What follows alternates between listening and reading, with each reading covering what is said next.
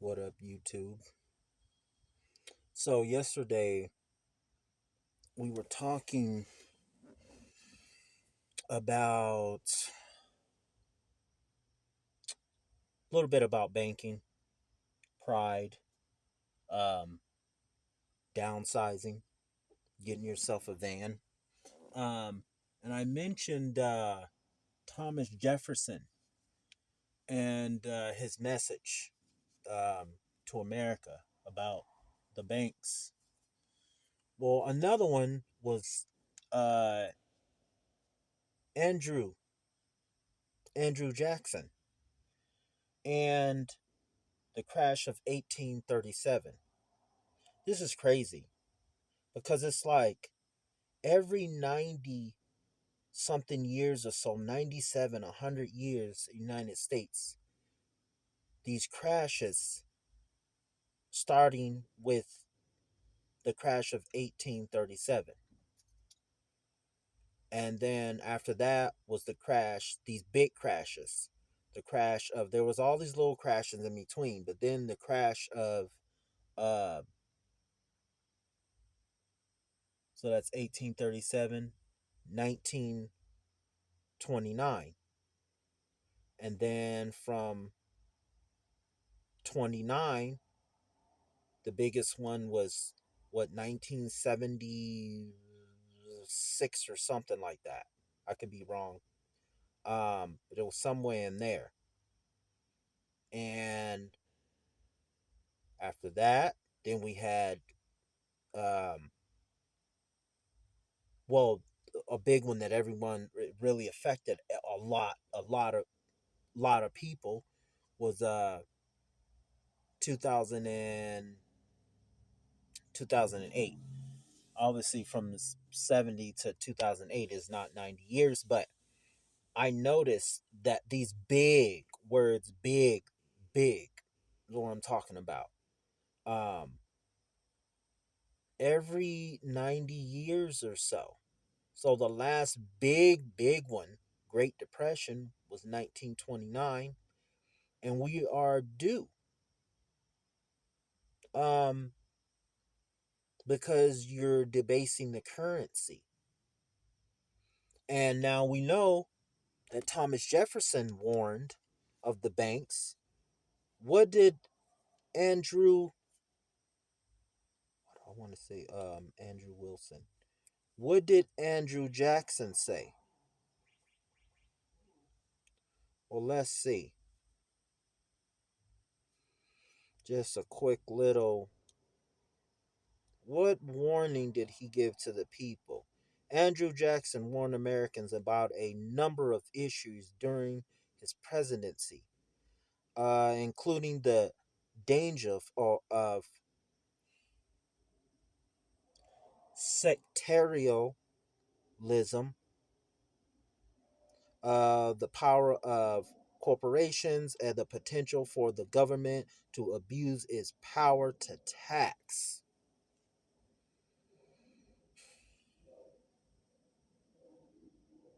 And y'all be blaming each other. Y'all should see the snow. It's beautiful.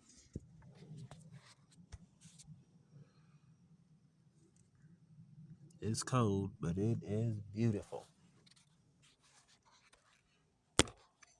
Y'all be blaming each other. It's because you're lazy. It's because of this. It's because of that. All it takes is just doing some research, America.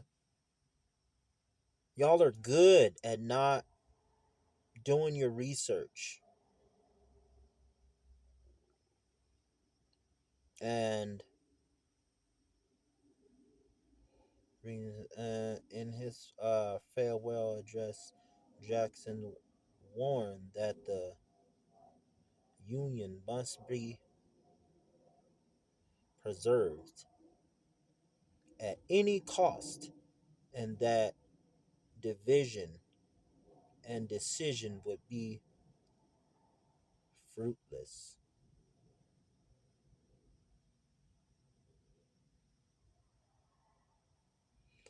You know, I mean, I don't really know what to say because I feel like this is something that he wrote today. I mean, once you learn about this system, I mean, look, man, listen, okay, look, y'all gonna have to stop paying off your credit cards and all that. That you gonna be wasting time. You're gonna be in real survival mode in like you think you're in survival mode now. You think you're in survival mode now, people. Start downsizing. Start using the money that you have that you were saving up for that big credit card bill and all that. That stuff is done. Now some people are gonna think this is stupid. Now some people ain't even gonna see this video because, I'm getting my numbers up. This video ain't gonna be seen until everything is already crashed. But I hope the ones who do see this prepare. Like, and I don't mean prepare in some house that the government can take, because they will, unless you own the house and the land. Your cars. You're gonna have to get a van. Stop panicking and get yourself a van. I'm sitting in a 1999 Toyota Sienna. I gutted out all the seats and everything. You can't really, I don't know if you can really see it. It's dark in here right now, but on other videos I've showed my little space. That's what you're gonna have to do. I didn't have the money for all the little gadgets and gadgets, so I just bit by bit. That's why you see this as my little curtain right now. Just bit by bit, I just go along, but I'm surviving. I'm not worrying about all that overhead. Yes, I have my other challenges, but I think those challenges are going to slow down, such as you have to drive to different places for parking. During COVID, they didn't care who was in Walmart's parking lot because it was full of people living in their cars. But everybody got happy. I told people, don't get too, because I'm looking at the system. And I had to remind myself because I'm seeing, things reopen and everybody looking at me like, man, you're crazy. Like, this is like, you need to go back to renting and go back to go ahead and do this, do that. No.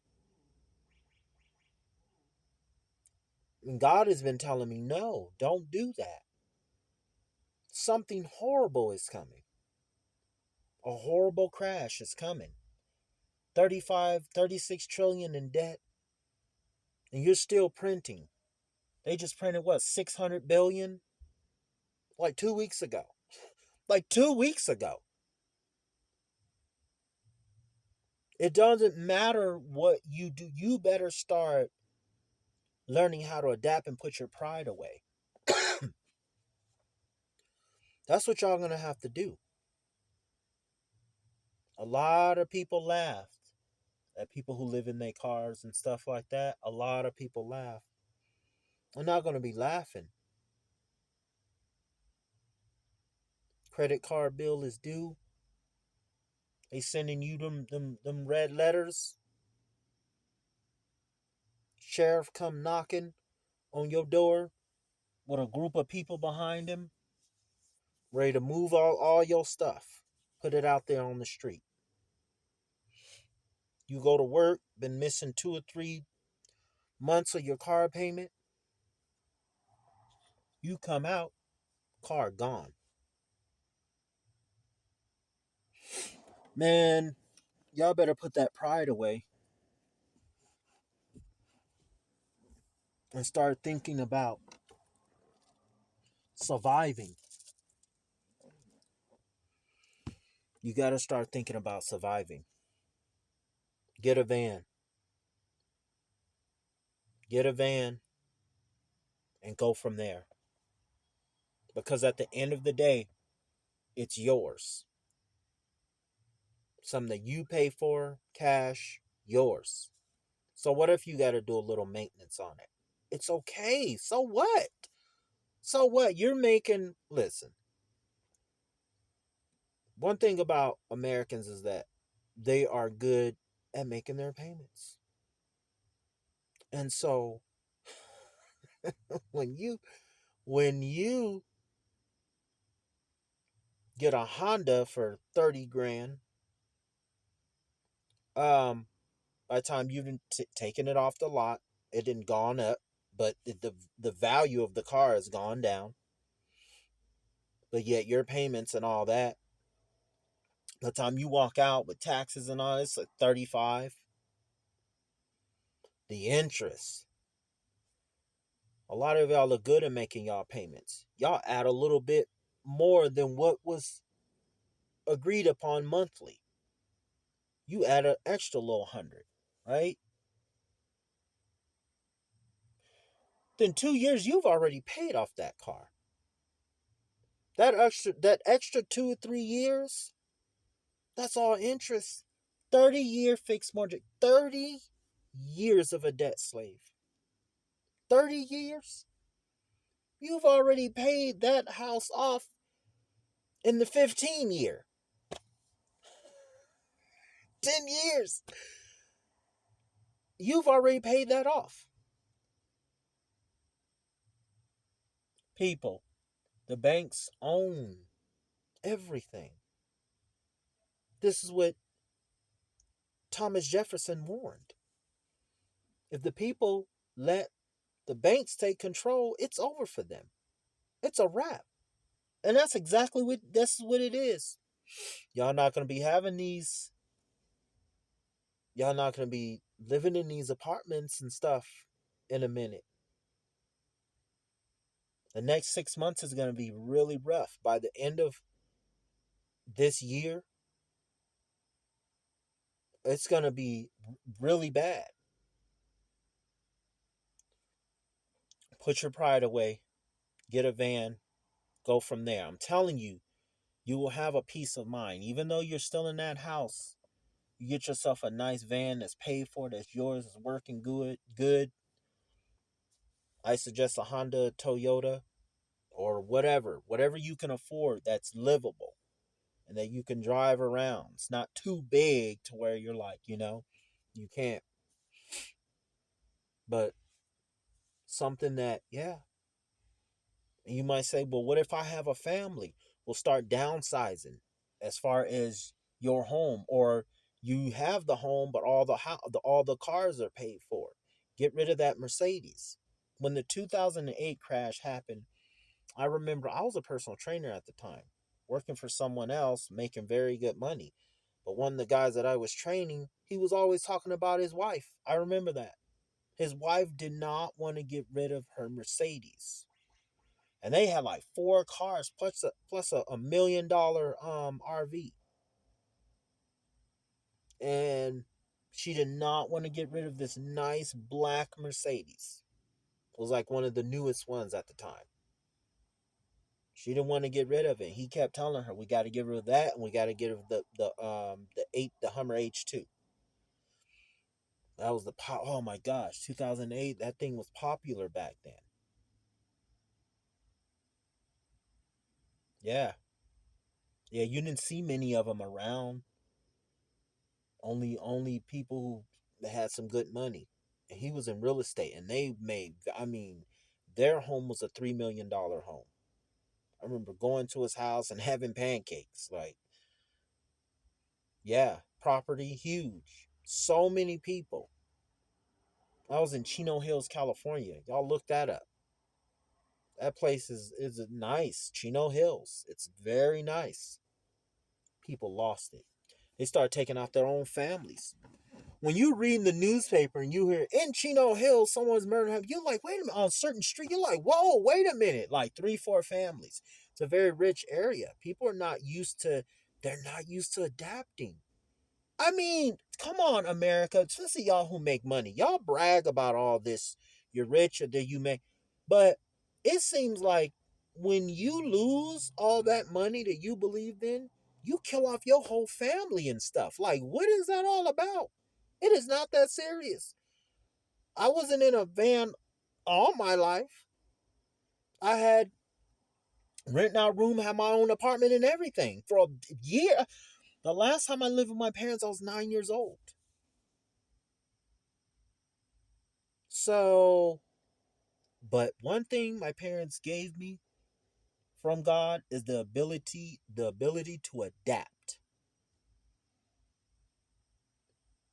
You gotta adapt, America, and that's what y'all can't do. That y'all are not used to not having electricity. Some of you brag like because you went on a camp.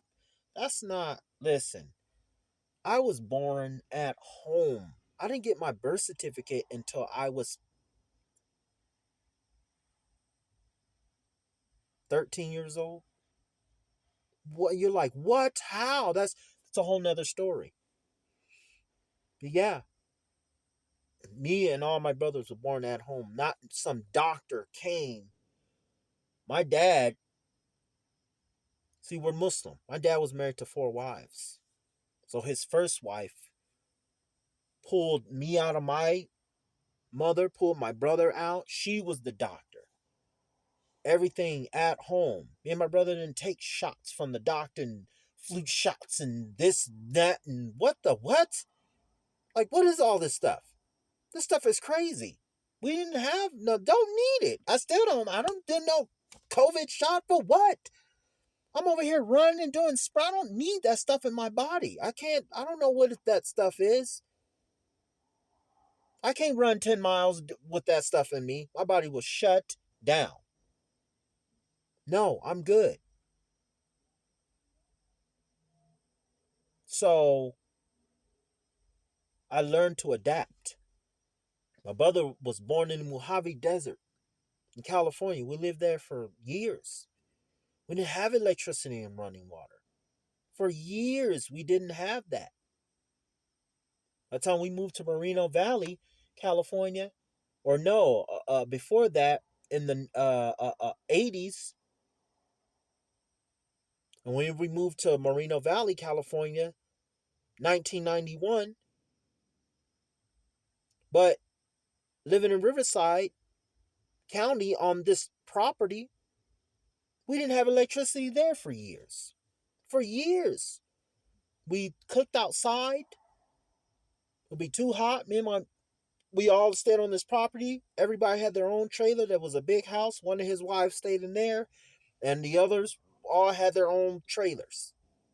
Me and my mom had ours. And that's how I learned how to start fires. Because my mom be getting the food, cook. My dad, he's working. It's not none of this. Oh, he needs to come home with the children and spend and do the laundry with the wife. What kind of crap is that? He gotta work. He's working. He got kids, women. This ain't a joke. This is real life. And me and my brothers, we understood that very early. Gave us duties we had to do on the property, get stuff done, learn how to work, learn how to survive. We cut wood, we built homes, we built a house right there on the property. All of us. And then my dad went to work right after that. My dad put in 15, 18 hours like nothing. Take a little power nap and be right back up, working hard again. My dad did everything. He never worked for anybody. Never. My father made incense and did all types of hustles, teaching us how to survive. You know what's funny? We used to be looking at him crazy. I know I did. Just years later to be like, I started educating myself. I stopped ridiculing, stopped talking shit, and start doing the research myself and asking questions. Why is it that I got a full-time job and I've been asking this question since early 2000s?